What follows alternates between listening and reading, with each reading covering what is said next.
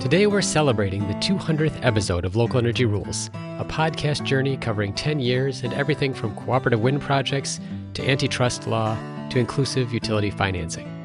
Instead of our usual format, I'm taking a moment to reflect, so here's what's in store if you keep listening. First, the backstory of Local Energy Rules, why and how we started the podcast, and what I've learned about podcasting. Hot tip, get a good microphone. Second, which guests have come back multiple times because they kept impressing us with their work on energy democracy, and which celebrity tweeted out about a Local Energy Rules podcast about Puerto Rico. Third, I'll talk about my favorite episodes because they taught me something new, and how my guests have convinced me to evolve the podcast to talk more about monopoly power. And finally, I've got a few podcast recommendations of my own and some answers to your questions. I'm John Farrell, Director of the Energy Democracy Initiative at the Institute for Local Self-Reliance, and this is Local Energy Rules, a podcast about monopoly power, energy democracy, and how communities can take charge to transform the energy system. So let's start with the start of the Local Energy Rules podcast. I just have to start with a shout out to an intern that I had a decade ago, Wade Underwood, who was willing to help me figure out how to record and publish a podcast, something that I had never tried before. But also to my colleague Christopher Mitchell, who directs the community broadband program at the Institute for Local Self-Reliance, who pioneered podcasting for our organization about 6 months before I decided to dive in. His Community Broadband Bits podcast has over 500 episodes, and he's also gone into a bunch of other things as well. He's got several other podcasts and even a video show called Connect This on YouTube. I definitely recommend checking out if you have any interest whatsoever in the issues of broadband access. Chris is a great host and has covered hundreds and hundreds of places and programs and policies that help communities get access to affordable broadband. So when we got started with this podcast, we started with the same kind of thing that we do a lot of time on this podcast on Local Energy Rules, which is highlighting local successes. In fact, the first podcast episode was with Anya Schoolman, who was then helping to organize what was called the Mount Pleasant Solar Cooperative in Washington, D.C., aided by one of her teenage sons and his friend, who were helping go around and talk to neighbors in the Washington, D.C. neighborhood that they lived in and trying to get them to go solar together as a way of overcoming some of the informational hurdles to figuring out, like, how does solar work? How would it work for me? As well as to get more competitive bids from solar installers. Their cooperative was successful, but also launched an entire organization, Solar United Neighbors. I'm privileged to sit on the board of that organization, but it's now a national organization with chapters in more than a dozen states, helping people to go solar and providing nonpartisan, unbiased information for homeowners about what it's like and what's involved in going solar yourself. And that theme of highlighting local successes, even if not all of them have grown to in quite the same way that Solar United Neighbors has out of that Mount Pleasant Solar Cooperative, included a lot of other local success stories, including about community solar, 2 different community wind projects, and a public power campaign you may have heard of in Boulder, Colorado. Those first 10 episodes have led to some similar themes that we've had over the years in the Local Energy Rules podcast. A big one has been about city leverage. We've talked about community choice energy, about franchise fees, about local climate funding. In fact, we had an entire series for over a year called The Voices of 100% that was specifically about talking with leaders from cities.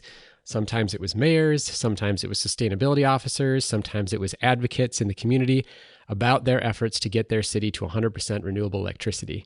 That series still holds up as a good story of the challenges that face a lot of communities in trying to reach those ambitious goals, especially if they don't own their own utility. Speaking of that, we've also talked a lot on this podcast about public power. We did an entire series in the fall of 2022, a 6-part series. It was our most ambitious podcast project yet because we actually recorded all of the interviews, almost a dozen, before we published any of the 6 episodes, and we tried to knit them together in more of a story form to help people understand the full implications of public power. So we talked about why communities wanted public power, how they went about trying to get it, why it was so difficult to accomplish creating a public power utility when you already had an incumbent for-profit utility, why there might be some reasons you might not want public power, or some of the drawbacks that we've seen in existing public power institutions, and also what are some alternatives to public power if communities are looking for ways to have more control over their electricity and energy future, but aren't up for the fight of trying to establish a public power utility. So in addition to city leverage and public power, we've talked about a lot of community renewable energy projects, probably over 24 community wind and community solar projects, and about the challenges that they had to overcome in order to be successful. I like to think that a lot of these stories are what helped lead to many of the community solar policies we see across the country now in over 16 states, helping to smooth out and to remove some of those barriers to make community energy and community energy ownership more possible.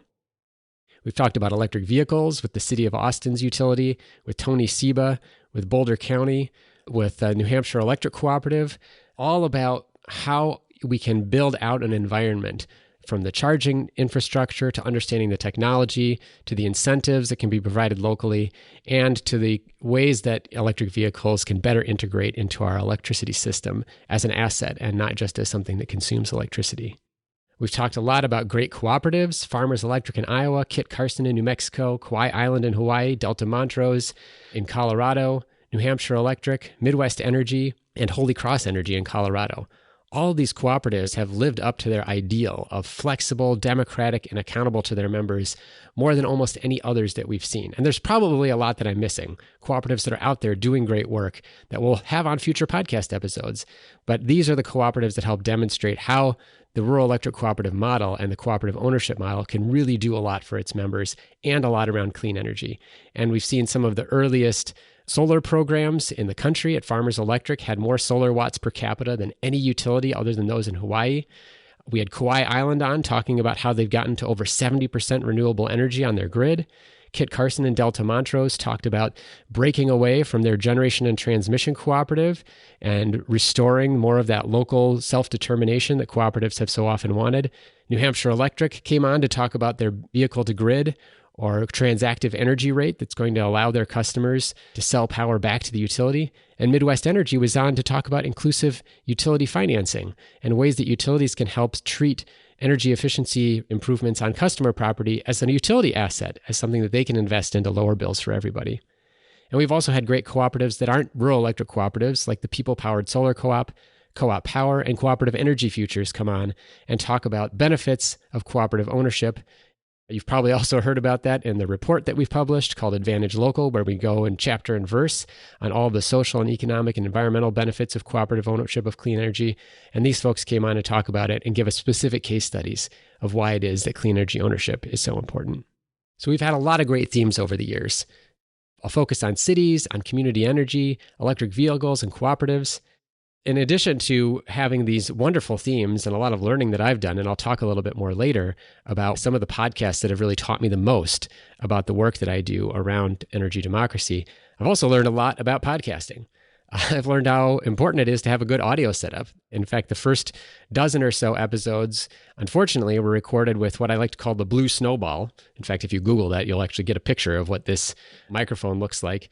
It's not a bad microphone. It's an external microphone. It connects by USB to your computer, but it really isn't very high quality. Picked up a lot of background noise, for example, and you can tell in the difference between this episode, for example, recorded on a much higher quality mic, and from those first dozen episodes, how much of a difference that made. I also had to learn a whole bunch about the software necessary to set up and record. If you use a Mac as a computer, Audio Hijack Pro, I cannot say enough about how great it is, because it doesn't matter what platform you use to connect to your guests, Zoom or Skype or some other method of making that connection, Audio Hijack Pro can grab the audio for you and even do it in different channels to make it easier to edit. Another thing that we've learned that is really important, especially because every once in a while, either my guest or myself have some audio problems. And if I have audio problems, I can just re-record the questions that I was asking the guest after the fact without having to have them come back on and record all over again. And speaking of that, as always, I've learned how important it is to ask for backups.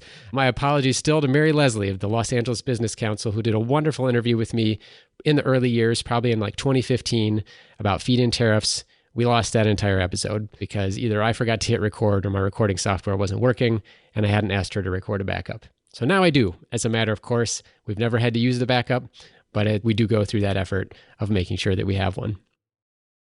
All right. We've covered a lot of things so far about how this podcast got started and what we've been talking about in terms of our themes, what I've learned about podcasting.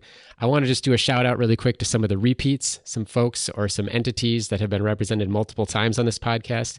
The Kauai Island Electric Cooperative, I spoke with someone on their board years ago about their ambitious goals in terms of renewable energy, and then spoke with their CEO, David Bissell, about how far they had come. They were at over 2/3 renewable energy at the time. And he came out at an interesting moment when they had actually had some struggles because of some outages from their fossil fuel generation coinciding with some very cloudy days. And he talked about why it wasn't the fault of any one particular technology and how they had had to learn how to manage that. I still recommend that episode almost more than anything to folks who are skeptics about how much renewable energy we can get, because Kauai Island, as you can suspect from the name, an island. And so they have the harder job of just about anybody at getting to a high level of renewable energy because they are not connected to anyone else who can back them up. Another repeat that we've talked about a lot on this podcast is Boulder, Colorado. I talked to their mayor back in 2009 when they were first considering the issues of municipalization, to Stephen Fenberg, who was an organizer with New Era Colorado and most recently came on as a state senator to talk about his utility accountability work. But I've talked to him about Boulder. I've talked to city staff about their 10-year journey for public power that ended without forming a public power utility, and in fact informed a lot of our public power podcast series about what you can still get from a public power campaign, even if you don't end with public power. And another person that's been on multiple times is Mariel Nanasi from New Energy Economy, New Mexico. It would be most appropriate to just call her a force of nature. She has worked on everything from municipalization in the city of Santa Fe to 100% clean energy legislation, ensuring that it is equitable and consumer-focused, to community renewable energy and community solar, which she's been working on the most recently. I also want to shout out to Jean Sue, who came on. She's now actually a member of ILSR's board, but she is the interim executive director at the Center for Biological Diversity and a great ally of ILSR in our work to understand monopoly power of utilities. One thing that was really fun about doing the podcast a couple of years ago was that I did several episodes around Puerto Rico.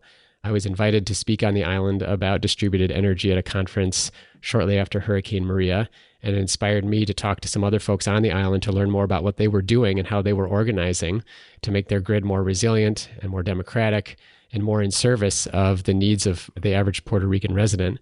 One of those episodes in September 2021 with Ingrid Vila from Cambio, a network of and coalition of organizations that's been working on advancing a grid that prioritizes local and community solar, actually caught the attention of Mark Ruffalo, the actor, who retweeted that in September 2021. Still tickled to think that there was something that he saw of ours that he thought was interesting enough to share. But I definitely recommend that episode if you want a chance to understand what Puerto Ricans are up against in terms of trying to be successful in their efforts to bring clean energy to the island, from the colonial history to the recent struggles with their public utility being insolvent, and then the challenges of dealing with their relationship with the federal government in being able to have some sense of self-determination. So Ingrid Vila, that episode is number 138, and I highly recommend it. One of the most amazing things about doing podcasting is realizing how much you have to learn from your guests. I often get ideas for episodes because I've heard something about an interesting project going on, or I've built a relationship with somebody working on a clean energy policy idea, or because they've reached out and are interested in learning something from me. And I just cannot emphasize enough how much I've learned from all of my podcast guests over the years. So this is going to be a little bit of a list, but I've tried to organize it around different topics where I think my guests have provided an enormous amount of information to me and help me do my job better in terms of advancing the goals of energy democracy. So I have a few different categories I'm going to run through here. One is around community-based renewable energy. Second one is around cooperatives. The third is a category around public power in cities. The fourth is about 100% clean energy policies and state policy. The fifth is around utility behavior. The sixth is around utility market power and monopoly abuses. The seventh is around Puerto Rico, as I already mentioned. Then I've got a couple special buckets that were single episodes, but around topics that I don't generally understand a lot about or didn't before then, and felt like I learned an enormous amount. So let's start with community renewable energy. There were two episodes in particular that I picked out that I felt like were really instructive in my understanding of how community renewable energy worked. The first was actually one of my first episodes, episode 7, with Brian Manish. He represented the South Dakota Wind Partners. a community wind project that was developed in the early 2010s on the heels of the American Recovery Act enacted under President Obama, and in the wake of the Great Recession and the economic collapse due to the housing market. One of the key reasons why the South Dakota Wind Partners and other community wind projects were able to be successful in that time frame was because in the wake of the economic collapse, the tax credits that the federal government had been providing for clean energy weren't able to be used, because typically what would happen is a clean energy project would sell those tax credits to another investor. And when you wanted to have a community-based project, the problem was that in order to offset your income with these tax credits, you would need what was called passive income. I'm not going to get into the weeds. I can recommend that you go listen to episode 7 if you want to understand more about it, or just search the term passive income on ILSR's website, and you can probably find some of our old research on it. But it really helped me understand what the barriers were around having a group of investors do a community renewable energy project, the way that federal tax law impacted that, not just in the design of tax credits, something that's been addressed under the Inflation Reduction Act with direct pay, but also the issue of passive income. That episode was really, really helpful for me in being able to write the Beyond Sharing report back in 2016 about the challenges of community renewable energy, as well as exciting about the few times that folks were able to overcome that. There was another episode called Green Energy Farmers. I don't remember the exact episode number, but that also talked about a community wind project in Iowa that was similarly able to be successful due to that particular time frame in which there was a cash grant instead of a tax credit that enabled community wind projects. The second episode that I really wanted to uplift in terms of my learning about community renewable energy was episode 175, a little more recently with Dan Jewell, a longtime community and local wind and solar developer in Minnesota. The title of the episode is Who Needs Transmission? And it really highlights the fact that we undervalue the ability of some of our small scale projects. And in this case, small scale meaning about 5 megawatts, enough to serve maybe 1,000 homes. Dan was developing projects that were solar wind hybrids. So together they would have a very high capacity factor, which means that they would be able to provide electricity at a very high rate 24/7. And these projects can be located on the low voltage part of our electricity system, on the low voltage side of substations, really serving local needs, and in places where you don't need to upgrade transmission capacity in order to build them. A thing that's very important, of course, right now, at a time when we're talking about lots of constraints on the transmission system in order to build the clean energy that we need to fight climate change and to capture all the economic benefits for our electricity system. A second category where I've learned an enormous amount from my guests is around cooperatives. It goes all the way back to episode 12 when I had Warren McKenna on. He was the general manager at Farmers Electric Cooperative in Iowa. As I mentioned before, their feed-in tariff program led them to have more solar watts per capita than just about any other utility in the country back in the early 2010s, even more than utilities and cities in California. It was a really impressive story about how a cooperative could just say, you know what, I think this is something we want to do, and they could figure out a way to use their local authority to meet that member interest in doing solar and do so in a way that was affordable for them as well. I also have to call out episode 92 with David Bissell. I mentioned him before. He was the CEO and is the CEO of the Kauai Island Electric Cooperative, and they're really proving that clean energy can work at really high rates out on Kauai Island. Over 70% of the electricity they generate comes from solar.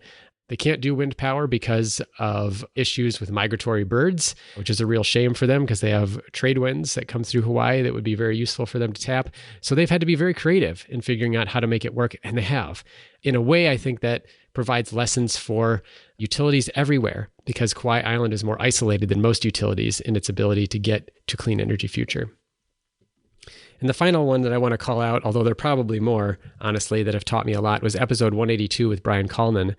And it's about the fact that this idea of vehicle to grid is really ready, that the technology is there. The New Hampshire Electric Cooperative is starting to offer this new transactive rate to allow customers to sell power back to the utility if they have a vehicle that can be programmed to do so. And there are cars out there already, like the Nissan Leaf, can do that. And so it taught me again that here are cooperatives on the cutting edge of how technology can work, ready to find a way to allow their customers to help them manage the grid more effectively. It's very exciting. A third category where I've learned an enormous amount from my guests is around public power in cities. This goes all the way back to episode 15 with Ken Riegelson from Boulder, Colorado. And we talked at that time about a report that had been recently released saying that the city could, by taking over its electricity system, meet its clean energy goals faster and at a lower cost than the incumbent utility could provide the electricity. And so it was one of my first lessons about the power of the switch to public ownership and that promise that is available for so many cities that if they do invest in public power, it can help them meet their climate goals, their economic goals, and do so in a way that will cost consumers less for electricity. It was a very, very powerful story and one reason that I kept tuned in to what Boulder, Colorado was doing for so many years.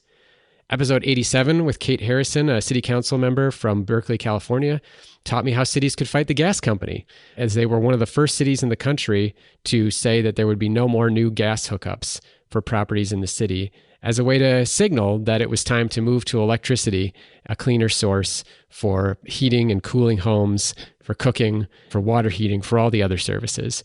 It was also a really important lesson for how states could step in and preempt this practice.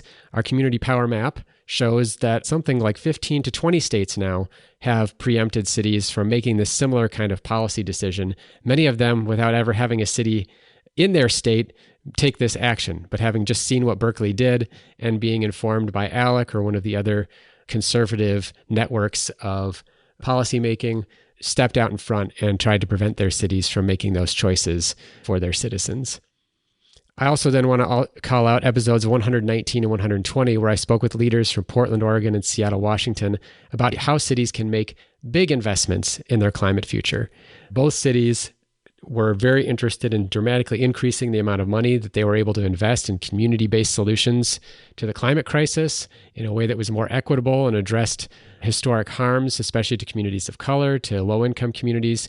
And they did so. And they did so in innovative ways that made sure that the burden of paying those taxes fell on folks who could afford it, either high-income earners from tech companies or very large retailers who had sales over $1 billion a year. I definitely recommend listening to those episodes.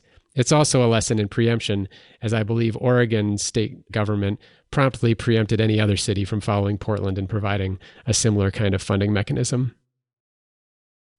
The last thing in public power to mention, of course, is just our Public Power podcast series. It's 6 episodes, starting with episode number 163. And for anybody who wants to learn the basics about public power, why people do it, how to do it, who some important contact folks are, I definitely recommend that. One other category that we've learned a lot about is about 100% clean energy policy at the state level. So we've got episodes 90 and 92 about two very different places that are getting close to 100% renewable electricity, Kauai Island in Hawaii and Burlington, Vermont. Burlington, Vermont actually already gets 100% of its electricity from renewable sources. The municipal utility there accomplished that goal several years ago. So we spoke about how they were pivoting to thinking about other sources of energy, including working around electric vehicles or electrifying home heating and cooling. In episode 72, I talked with Mariel Nanasi about how big state climate policy can unfortunately cave to the utility and give up a huge amount of the benefits. Or alternatively, it can be written to support energy democracy. And she talks about the Energy Transition Act in New Mexico and the fight there to make sure that communities would actually benefit from the transition to clean energy. Speaking of making sure state policies are good and equitable in terms of their both process and their outcomes, in episode 185, I spoke with Haley Haven from the Initiative for Energy Justice, and she spoke about the big equity gaps in some of the early 100% clean energy policies and about what needs to be done to make sure that subsequent policies do a better job. An inspiration for me, frankly, in understanding that importance of good process was Leah Bamberger, Sustainability Director in Providence, Rhode Island, where she talked about the city's not climate action plan, but climate justice plan, and how they made a really concerted effort to include members of the community in the process of developing the plan. And it made significant differences in the focus on greenhouse gas emissions. Instead of thinking broadly just about carbon and carbon dioxide, they were talking about the kinds of overlaps between things like criteria pollutants and particulate matter near the city's port, and how the communities that lived there were much more focused on getting the pollution away from their homes, away from their children, in a way that would protect their health, and in a way that would protect the climate. So it allowed the city to focus on both those things at the same time. And the last thing I just want to point out, and this is so important because ILSR does so much work talking about good policy, is that in episode 153, I spoke with Crystal Huang and the recently deceased Al Weinreb, rest in peace, Al, about how implementation of policy matters a lot too. They came on to talk about how ILSR's Community Power Scorecard, in giving California an A around community renewable energy, really was short-sighted in the sense that it didn't feel like an A on the ground when it was so difficult to actually develop community-based and community-owned renewable energy projects. In other words, implementation matters, and it's something that we take very seriously in thinking about how we talk about that project from now on, and in making sure when we talk to other folks about good policy that we talk about the importance of making sure that it gets implemented well as well. We're going to take a short break. When we come back, I share the episodes that have taught me the most about utility behavior and monopoly power, Puerto Rico, energy efficiency programs, and even building electrification. I talk briefly about how Local Energy Rules has evolved, share a few podcasts that I recommend, and then answer some of your questions. You're listening to the 200th episode of the Local Energy Rules podcast with me, John Farrell, Director of the Energy Democracy Initiative at the Institute for Local Self-Reliance. Hey, thanks for listening to Local Energy Rules. If you've made it this far, you're obviously a fan, and we could use your help for just 2 minutes. As you've probably noticed, we don't have any corporate sponsors or ads for any of our podcasts. The reason is that our mission at ILSR is to reinvigorate democracy by decentralizing economic power. Instead, we rely on you, our listeners. Your donations not only underwrite this podcast, but also help us produce all of the research and resources that we make available on our website and all of the technical assistance we provide to grassroots organizations. Every year, ILSR's small staff helps hundreds of communities challenge monopoly power directly and rebuild their local economies. So please take a minute and go to ilsr.org and click on the donate button. And if making a donation isn't something you can do, please consider helping us in other ways.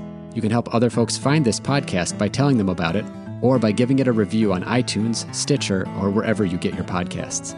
The more ratings from listeners like you, the more folks can find this podcast and ILSR's other podcasts, Community Broadband Bits, and Building Local Power. Thanks again for listening. Now, back to the program. Another really interesting episode was episode 38 with Mary Powell. She's now the CEO of Sunrun, but at the time was the CEO of Green Mountain Power. It's the only investor-owned utility in the United States that is also a benefit corporation. And she was instructive in talking about how even an investor-owned utility can embrace distributed energy if they want to change their culture, and if they're willing to look at ways that they can make money from doing that instead of the utility scale and investor-focused model. There are still great stories coming out of Vermont, how Green Mountain Power is one of the first utilities to start leasing batteries to its customers, using them to support the grid, but also allowing them to be useful to their customers in providing backup power. And it's something that they've really doubled down on. Now, is everything Green Mountain Power does great? Probably not.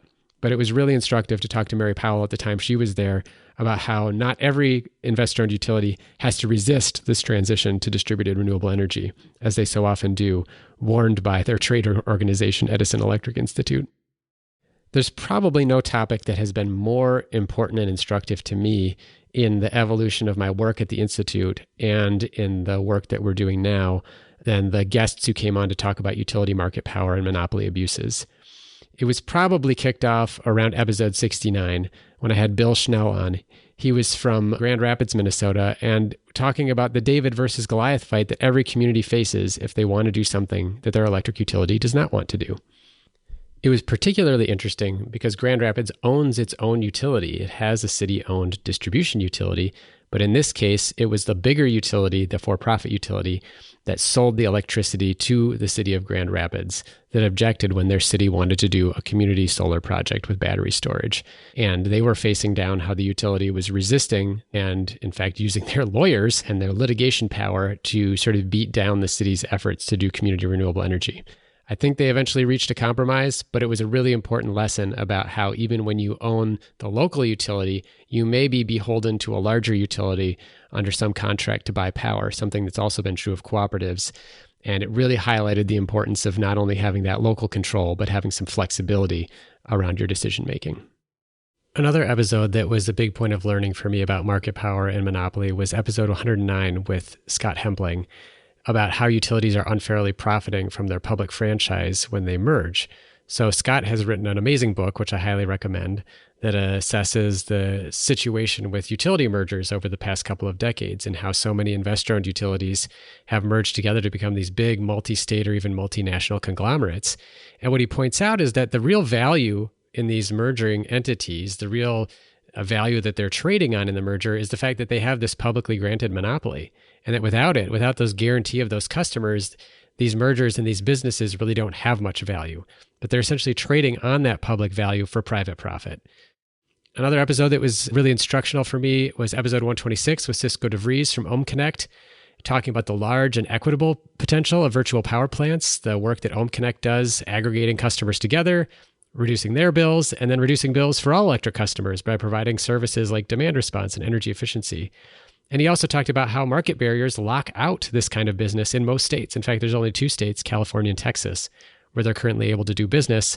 And based on FERC's order to the states, the Federal Energy Regulatory Commission, it might be until 2030 until we see those markets develop in other places. Another episode, again, really important, episode 135 with Yohi Zakai, was about why you need to know about this idea called hosting capacity if you care about getting lots of local solar. It's an analysis that's required of utilities in I think 7 or 8 states now, that where they have to map out on their distribution system where it's easiest to connect more local solar to the grid, where they have capacity. And it's really essential, especially as we start seeing markets get more mature for local clean energy. Great shout out for episode 149 with Ari Pesco on the monopoly link between transmission and net metering. Before that episode, I don't think I'd ever really realized how much utilities exercise monopoly power in a way that inhibits clean energy at the utility scale, not just fighting rooftop solar.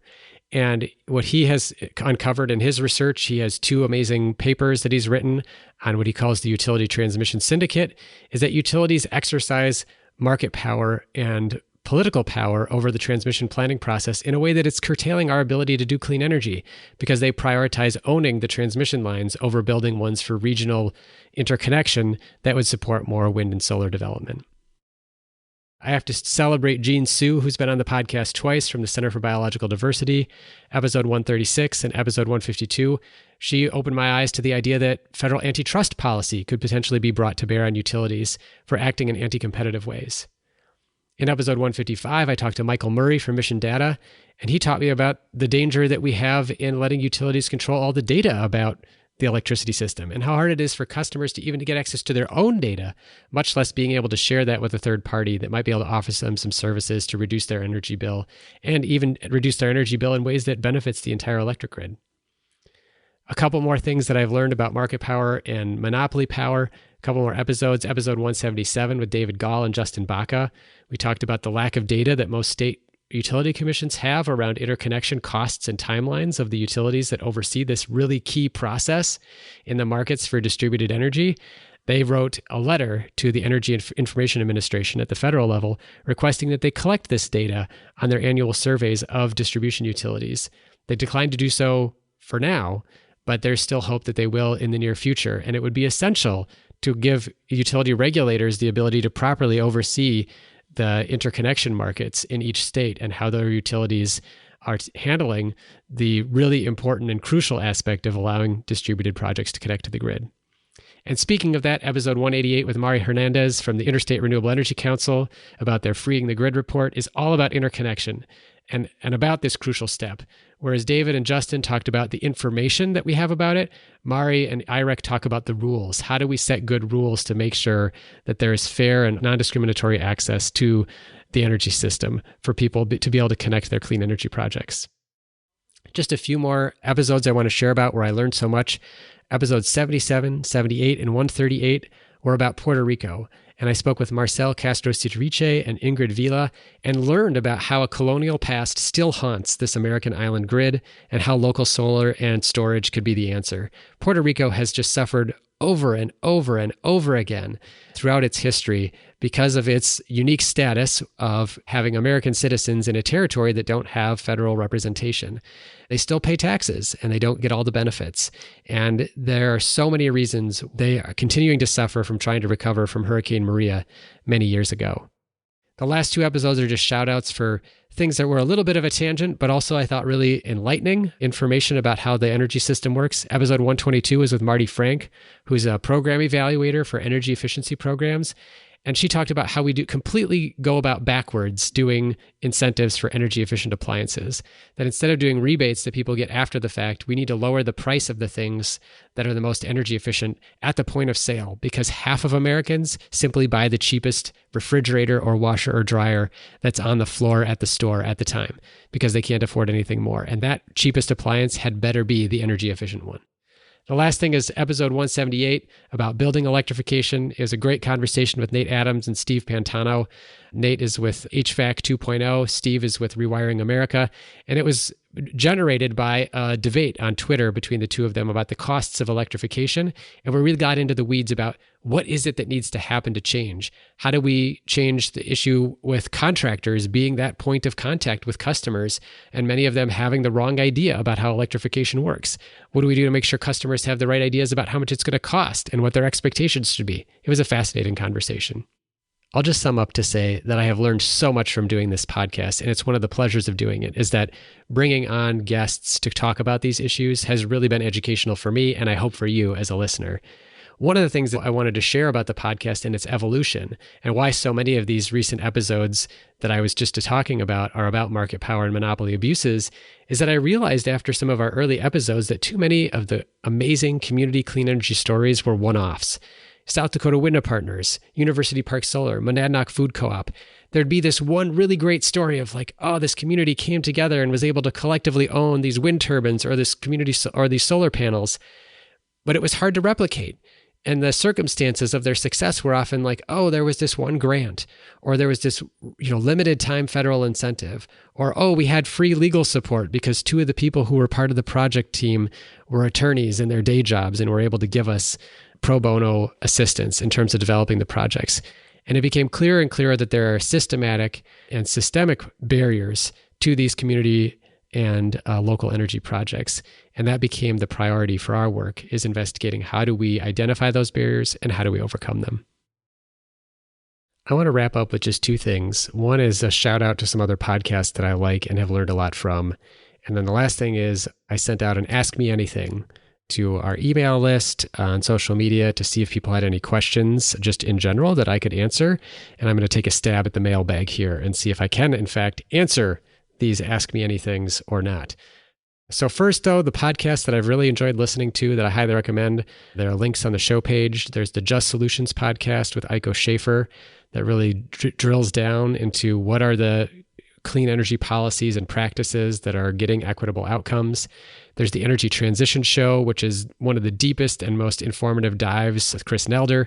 The Energy Markets podcast with Brian Lee, I was just on in the past few months, does an amazing job of asking this question of like, how do we quarantine the monopoly? How do we make sure there is room for competition and access to the system?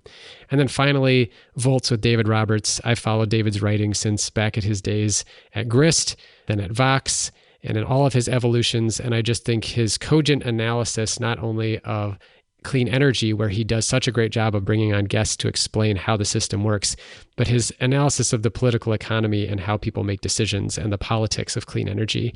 I think his statement that where you elect Democrats, climate policy follows has been really instructive for understanding how decisions are often made, as well as the deep insights that I've gained around things like network geothermal or distributed solar or energy storage or even transmission. A shout out to all of those podcasts, Just Solutions, the Energy Transition Show, Energy Markets Podcast, and Volts. I highly recommend both following them and subscribing to them to the degree that you are able to do so. And with that, I'm going to wrap up with this Ask Me Anything mailbag and then talk maybe a little bit about what's upcoming for the podcast over the next year. But just want to thank you so much for being a listener of Local Energy Rules.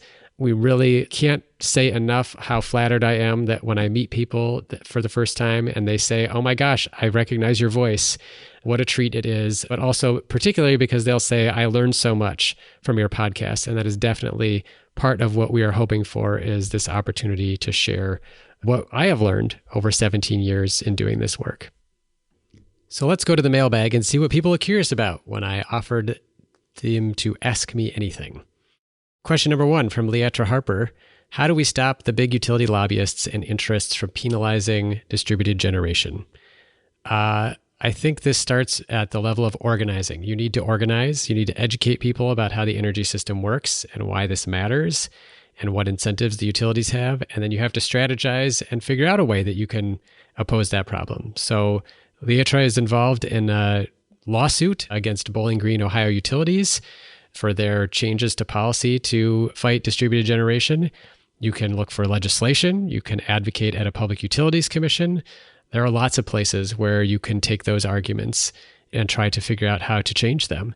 And it really depends on your community and where you think you have power and leverage in terms of what might work the best. So I wish I could give a general answer of how do we stop them, but broadly, the solution is going to be how do we get utility incentives to align with distributed generation, and how do we get them out of the way?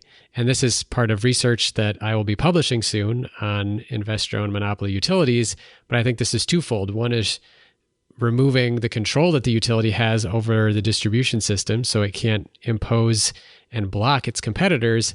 And the second one is how do we make it in their financial interest to support distributed generation, for example, by taking care of upgrades to the distribution system to make sure that everyone has access. Question 2 is from Albert Lynn. Albert, great to hear from you.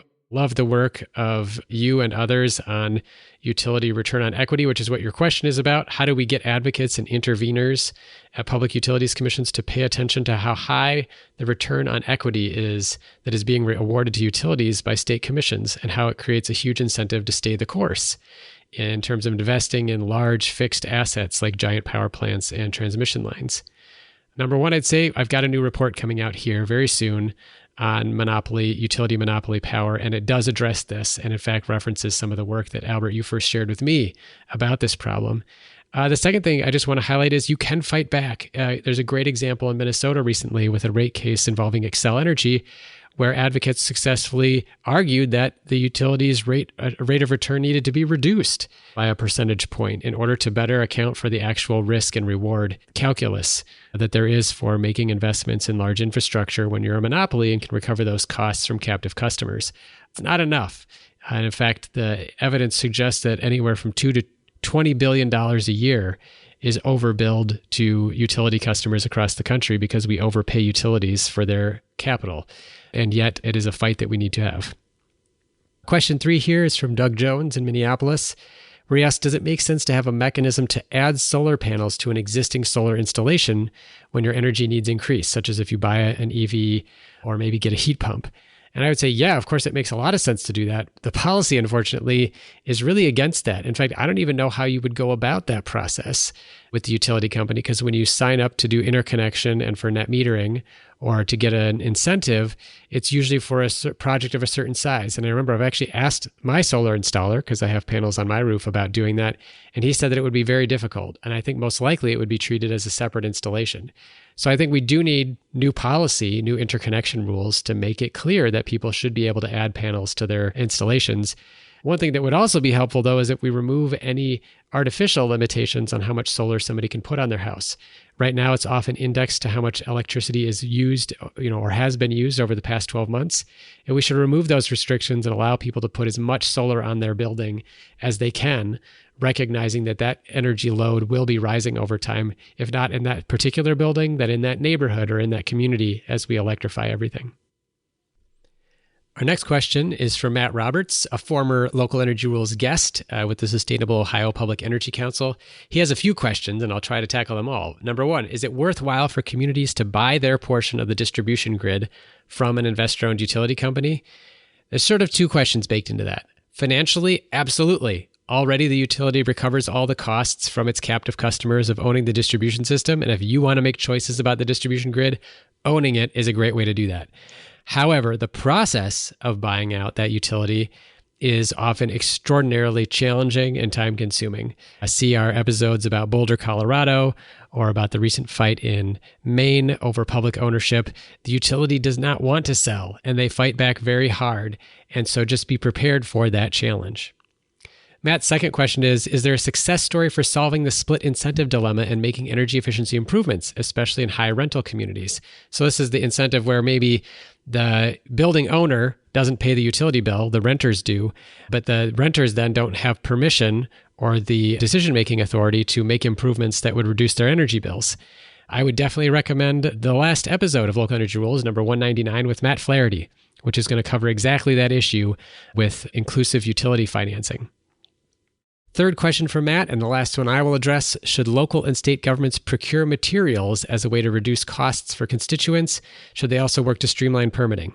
On the permitting, absolutely. There's already a great tool called Solar App Plus that was developed in a collaboration between the National Renewable Energy Laboratory and a variety of cities that creates a presumptive and online and instant permitting process. Like, you've got an iPad with you at the property, you put in the characteristics of the project, and you can get a permit immediately. That is the kind of streamlining that we need for solar projects to make it easier to do them. Now, whether or not local and state governments should buy solar panels, inverters, heat pumps as a way to reduce costs for constituents, maybe. I don't know if that's a great idea. Certainly, cities or states have access to low-cost capital through bonds, and they could potentially do that, although they're not experts in it by any means, since it's not a practice that they're usually in, so I'm not sure. But there are also cooperative models like Amicus Solar. It's sort of like the Ace Hardware of solar. Ace Hardware, by the way, for people who don't know, is a national network of cooperatives that pool their power together, their buying power, so they can compete with hardware stores like Lowe's or Home Depot. So they're able to get their materials, their products, at a lower price because they pool their buying power together. And that's what Amicus Solar does for its members, and is certainly could be replicated in any state. Joy Loving from Rockingham County, Virginia, asks about the value of working at the state level for policies to shift utility incentives around affordable energy, such as compensation for utilities based on environmental and social outcomes. Joy, I love the question. Working at the state level is always really important because that's the way that our country is structured in terms of regulating electric utilities and energy utilities. So there's public utility commissions or public service commissions that do that oversight of the for-profit utilities. And state legislatures, of course, oversee any utility that operates in the state and can set the rules for how those utilities operate. I think Hawaii is also a really powerful example. And we had a podcast episode a ways back with Isaac Moriwaki, who talked about they changed the incentives for the utility in Hawaii to base it entirely on performance. And we're in the early days of trying to understand how successful that was. But it's one of the few places in the entire country trying to change from what's called the cost plus model, where utilities get paid back for building a power plant plus some profit, to focusing on actual incentives for performance. And I think that's really important. I also just want to note that in Minnesota, for example, we worked at the state legislature to pass what was called the value of solar tariff, which tries to calculate some of the environmental and social benefits of solar and requires the utility to include them in its calculation of solar's value. I only wish other states like California had done that before they slashed compensation for rooftop solar. We've got another question here from Ricky Hunold about whether it's possible for the largest natural gas users to actually have to pay more than residential users once they renegotiate franchise fees. This is a great call out to research that ILSR has done over many years on what are called utility franchise fees. I recommend checking out our website about it. But essentially, a lot of cities, while they might not be able to choose which gas or electric utility serves their customers, they do have a contract with that utility called a franchise that allows them to negotiate with the utility every 10 or 20 years over certain aspects of the service delivery. And in addition to that, a lot of cities have the authority to set a fee that is charged on those gas and electric bills to cover the costs of those services being delivered using public right-of-way. And some cities, like Minneapolis, have successfully used that to create a pool of funding for equitable climate work and clean energy development. So yes, it should absolutely be something that your community looks at. I've just got two more questions from the mailbag, one from Andrew Stone. How have states that have implemented FERC's Order 2222 with both utility and customer-owned batteries achieved that? First of all, FERC is the Federal Energy Regulatory Commission, and this order was about creating what are called demand response markets, which is to say non-utility methods of allowing people to say, I have a battery and I'm willing to reduce my energy at peak energy use times on the grid if you'll pay me for it. And the rules that FERC set down are about how do you aggregate together people in order to provide that service, sometimes called virtual power plants. I don't know a whole lot about this more than I learned in my Local Energy Rules episode with Cisco DeVries from Ohm Connect, where he talks about the early markets that are available in California and Texas and the way that his company is helping to aggregate customers together to do that. So certainly there are good models of how that can happen. But unfortunately, as Cisco mentions, only 2 states, California and Texas, had markets that they were able to participate in at the time. So I don't think that implementation has gone very quickly, unfortunately. Our last question is pretty broad, but I think pretty insightful about how the system works, from Lila Atala. Apologies if I didn't pronounce your name correctly. But she wanted to ask this question: do higher fixed charges help or hurt energy democracy? And she was specifically thinking about in California how they're considering a significant increase in the fixed charge on the electric bills, along with a proposal to make it income graduated. So I think there's a few things about this question that I love that help uncover kind of how the system works. First of all, fixed charges are supposed to be, in general rate design principles, for things that are fixed costs. So the important lesson that I learned from an economist a long time ago, but also from people who have been involved in utility rate setting, is, in the long run, all costs are variable. So it might seem like something is a fixed cost today, but that's because you simply haven't set the strategy or the planning horizon in order to figure out how to change that cost. And so I'm very skeptical and have worked for many years with folks in a group called Nix the Fix across the country to try to reduce fixed charges on customers, because unfortunately, fixed charges, the higher amount you pay on a given month as a fixed charge, as opposed to for how much energy you use, discourages you from doing anything to conserve or produce electricity. And to give you an example of how much of an impact that can have, in 2021, there were 1.3 million California solar customers. And assuming they each spent about $30,000 putting solar on their roof, which is probably an underestimate given that some of them went solar very early when the costs were much higher, they had collectively leveraged $39 billion in private capital to help supply clean energy to the Golden State. So we need to give people a reason to invest in things like clean energy, and we can't do that if we increase the fixed charge on their bill. We're basically giving them a disincentive. We're saying, don't bother. You just send all that money to the utility and let the utility figure it all out. And I think that's really disappointing. I'm particularly disappointed in California, where the fixed charge proposal is being married with this proposal of having indexing the fixed charge and utility bills to income. We can do income graduated or income indexed charges on utility bills without increasing fixed charges dramatically. The two are not married together. So if California wants to address equity and how much people pay for energy, they should do that. But it doesn't come about at the same time that you screw all of the beneficial local conservation, energy efficiency, and rooftop solar methods we have for reaching our clean energy goals by raising fixed charges. So separate out the two things, focus on what it is that matters, and do them appropriately. I just want to say thank you again for traveling this journey with me on the Local Energy Rules podcast, not only through over 10 years and 200 episodes, but also just through this episode today about how it started, what I've learned about podcasting, some examples that people have found useful, including our one celebrity call out, where I've been learning the most over these 10 years from these different episodes. And I'm sure there's many that I didn't mention where I also learned many things, why this podcast has evolved from just celebrating local and community-based projects to talk about monopoly power and markets, and a call out to other podcasts that I have enjoyed, as well as a chance to answer some of your questions from the mailbag. Thank you so much to those who sent in questions in response to our invitation. It was a pleasure to take a moment to talk of those things.